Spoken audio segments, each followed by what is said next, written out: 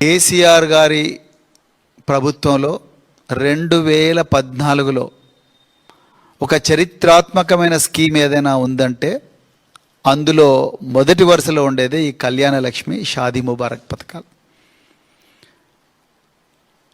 దాని వెనక ఒక లోతైన విశ్లేషణ ఉంది, కష్టాలున్నాయి, కన్నీళ్ళున్నాయి, బాల్యం చితికిపోతుంది. చిన్న పిల్లలుగా ఆడుకోవాల్సిన వయసులో పిల్లలు తల్లులుగా మారుతున్నారన్న ఒక ఆవేదన నుంచి కేసీఆర్ గారి మస్తిష్కం నుంచి ఉద్భవించింది ఈ కళ్యాణ లక్ష్మి పథకం, షాదీ ముబారక్ పథకం.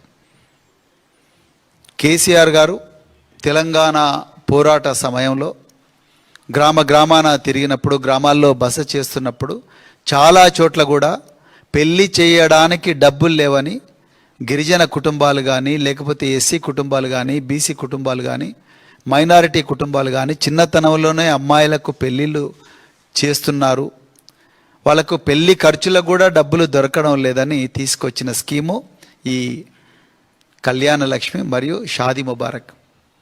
గతంలో ఏదో నామకే వాస్తే మేము బాల్య వివాహాలు తగ్గించండి అనేవాళ్ళు, బాల్య వివాహాలు నేరం అని నామకే వాస్తే చెప్పేవాళ్ళు. చట్టాలు చేసినా కూడా ఆ చట్టాల అమలు గ్రామీణ ప్రాంతాల్లో నోచుకునేది కాదు.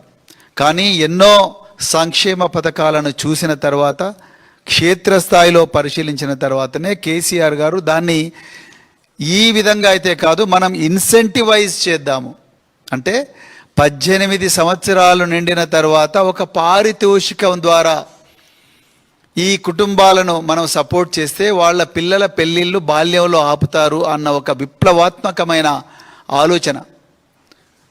ఆ ఆలోచన నుంచి వచ్చిందే ఈ కళ్యాణ లక్ష్మి షాదీ ముబారక్ స్కీమ్. 2 లక్షల రూపాయల కన్నా తక్కువగా వార్షిక ఆదాయం ఉండి అన్ని ఆధారాలు చూపించిన తర్వాతనే 18 సంవత్సరాలు నిండిన అబ్బాయి అయినా, 21 సంవత్సరాలు నిండిన 18 సంవత్సరాలు నిండిన అమ్మాయి అయినా, 21 సంవత్సరాలు నిండిన అబ్బాయి అయినా వీళ్ళ పెళ్ళికి మరి అన్ని ఎగ్జామిన్ చేసిన తర్వాతనే ఆధార్ కార్డు కానీ, మ్యారేజ్ వెడ్డింగ్ కార్డు కానీ, అదేవిధంగా బర్త్ సర్టిఫికెట్ కానీ, ఇన్కమ్ సర్టిఫికెట్ ఇవన్నీ వెరిఫై చేసిన తర్వాతనే ఇది అప్రూవ్ అవుతుంది.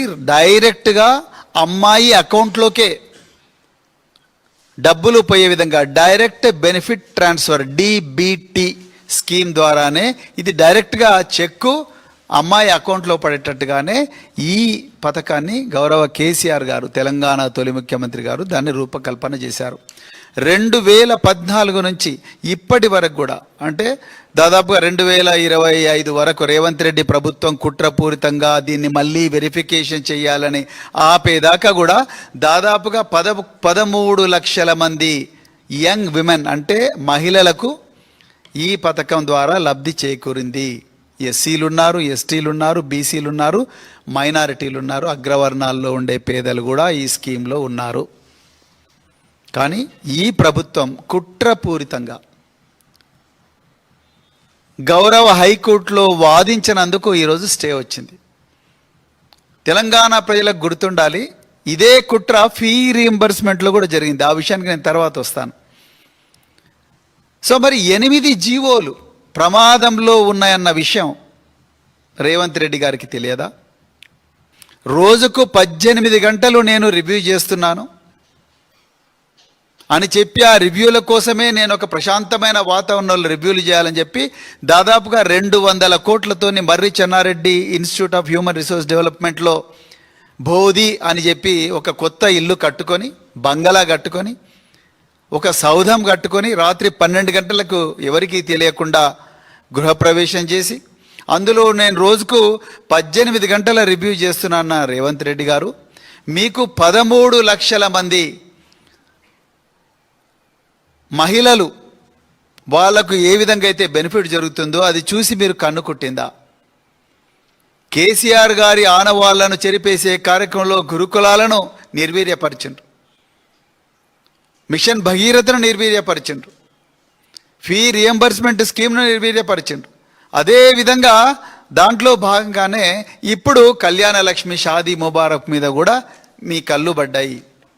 అందుకొరకే ఈ స్కీము పూర్తిగా మళ్ళీ ఈరోజు హైకోర్టులో బ్రేకుల ద్వారా హైకోర్టు బ్రేకులు వేయడంతో ఆగిపోయింది.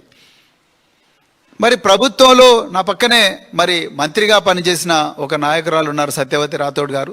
నేను ప్రభుత్వంలో అధికారిగా పనిచేశాను. ప్రజలకు తెలవాల్సిన కొన్ని విషయాలు ఈరోజు చెప్పాలనుకుంటున్నాం. మరి 2014 నుంచి 2023 వరకు ఎప్పుడు కూడా దీని మీద, ఈ స్కీమ్ మీద ప్రజా ప్రయోజనాల వ్యాజ్యం పడలేదు, అంటే పబ్లిక్ ఇంట్రెస్ట్ లిటిగేషన్ పడలేదు. సడన్గా ఇప్పుడే దీని మీద పబ్లిక్ ఇంట్రెస్ట్ లిటిగేషన్ ఎందుకు వచ్చింది?